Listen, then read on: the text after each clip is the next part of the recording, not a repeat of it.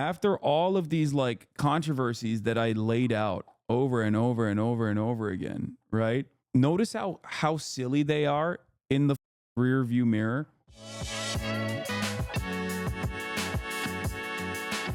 What is the house thing? Oh, that's nice that you don't even know about this. The house thing is when I bought a house for myself and my family to live in. And although I got it through like a legal trust and everything, it still got doxed and leaked. And then Fox News, Breitbart, and numerous other hater ass communities made articles and YouTube videos extensively about how I was a fake socialist because I was living in a $1 mansion. And I think that there were a lot of people in that time that were just like I think a lot of people don't really pay attention to shit. They just see like controversy or the air of controversy and they go, oh, this, I'm out.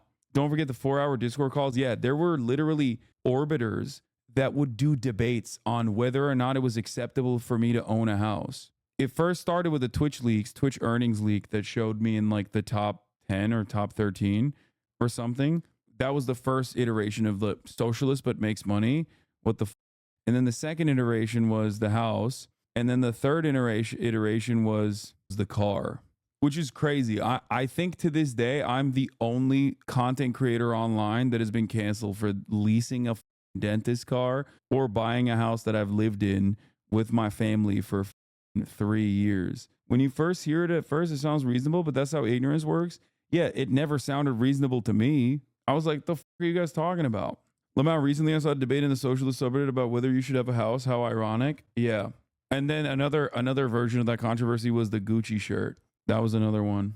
I just saw a car hater in the wild the other day and it was kind of precious. They couldn't even figure out how to articulate why they were mad. Yeah, they got mad I leased a dentist car, dude, which is kind of nutty to think about.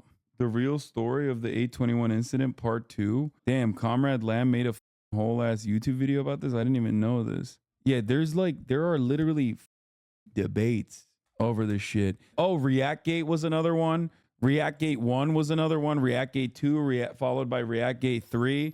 And like every single time this controversy is brought up, it softens the impact. Barbsgate was another one. We got to do a ranking of all my top cancellations, quote unquote cancellations. People don't give a shit. They don't care. There's no reason to actually try to figure out what the truth of any circumstance is. And I don't even fault a lot of people for that. Like, why the fuck would you care about some random dumbass influencer and his controversies? You just want to get in on the hate. What else? Cyberpunk and Hogwarts trans incidents too? Not really. Like the Hogwarts one made it into mainstream because like Ben Shabibo and whatnot covered it, which was really funny because like I was right 100%. You ever got the Misgive Maya Train X saga? Yeah, that was another one. But that was also like a lot of the stuff is just basically people inserting me into drama to say that like I have something to do with it. Ever since I stopped like collaborating with a lot of LSF streamers overall, that stuff stopped. Plus they got the bag from Kick and then they just kind of like left and no longer do that sort of shit. So that's good.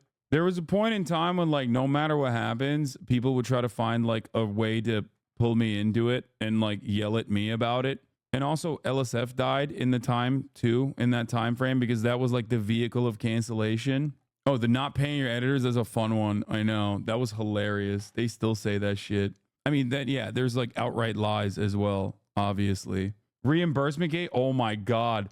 That was another one where it's like two people who are friends with one another joking around and then LSF being like the most neurodivergent in refusing to interpret interpersonal relationships among two people who are friends and just like interpreting it differently. Yeah, throughout the years, there have been many controversies. People have gotten mad about your Rolex cap. They're dumb. Yeah. Streaming being the hardest job is another one. I still see people repeat streaming is the hardest job shit. Yeah, but you also have to understand something. After all of these like controversies that I laid out over and over and over and over again, right? Notice how silly they are in the rear view mirror. Like, think about how stupid these things are. It's either completely shit that's clipped out of context that people just like resurface and recycle. And they were silly at the time too, but people took it very seriously, right? But almost all of them are stupid. That's why a lot of people who hate me don't understand why so many people are still in here. They're like this person must be the most hated person on the planet. It's like, no, most people just look at it and go, why the should I care about this? Like, yeah, I'm going to get mad at an influencer buying a house for himself and his family. Like, what are you, stupid? So that's what it is. It's like all of these like major, quote unquote, major controversies that were completely born out of virtually nothing, either a misunderstanding of what socialism is or a misunderstanding of what my value system looks like. That, what about the don't having any context of your past gate? What the does that mean? I don't even know what that is. Dude, Coca-Cola Nor, that was funny. That was an international cancellation. I was on the Australian news for that one. There was the Mr. Beast one where you got mad about the Mr. Beast video where he cured blind people. Yeah. I was mad that it was left up to the likes of Mr. Beast instead of like actual healthcare. But that was also like pretty light because people immediately understood what the I was saying. But if you notice, like a lot of these dramas stem from either like misunderstanding, but then immediately get like escalated into a thing like major news status in the minds of a lot of people because I have a lot of haters. That's it. Does being right about kick count? No, that's also what escalated it quite a bit. So much of that got born out of LSF that was heavily brigaded deliberately by people that took advantage of how easily brigaded it was. And so much of that, when you think about it, is like absolutely ridiculous. But it is, once again, it's taught me a very important lesson, which is that it doesn't really matter what people say as long as you are firmly committed to being yourself and speaking truth to power. All of these controversies wash aside. It's utterly irrelevant in the grand scheme of things. And that's what it is. So many of the things that I have said since 2018 that has created like a serious pipeline of haters were things that I said that ended up being true. Whether it was my assessment on Kick not having any terms of service, and like again, Kick being a platform, a cutout for stake, my statements on gambling on Twitch, like all of those statements have obviously fucked up the bag for people in this space that have a lot of money, and then they, with all of that money, end up buying a lot of support for their side. And then when they buy that support for their side, those people become resilient haters because now they're also personally invested in this project continuing. And if I say this shit sucks in the nicest ways possible, you know, I've talked a lot of shit about NFTs and cryptocurrencies, and people get like deeply invested in their hatred. What is this? I still see so many weird and insanely made up comments about you under thirst traps, but now they're usually ratioed by a HasanAbi head saying it's made up. And in my opinion, that's some progress because those comments used to not be challenged by anyone. Yeah. My Andrew Tate saga, like every time I tackle a right-wing conservative or say someone is a right-wing conservative when they're presenting themselves as not a right-wing conservative or whatever, I end up developing an entire fan base, especially if they're super popular. I end up developing an entire fan base of haters. And they just never stop. They're just like relentlessly going to lie about me. Like the Andrew Tate and his fans still will constantly talk about how I wore a dress. Another drama, quote unquote drama, was when I was like, people yelling at Pokimane about her cookies are being ridiculous. She's obviously joking when he says, when you're a broke boy, just say so. And people were like, fuck you. I can't believe you defended Pokimane's cookies, you piece of shit commie. And it's like, dude, she's an influencer. Every influencer sells upmarked influencer tax bullshit. It's just you're picking and choosing who to hate. The YouTube banner art contest. Oh, that was funny. Yeah, I wanted to do a YouTube banner art contest and people were trying to, I mean, that was way back in the day. If you guys are wondering why my YouTube banner is this, it's because like all the way back in like 2019, I think, like my fans wanted to do a YouTube banner fan contest. Okay. It was going to be fun. They wanted to do it. I was like, sure, let's do it. Why not?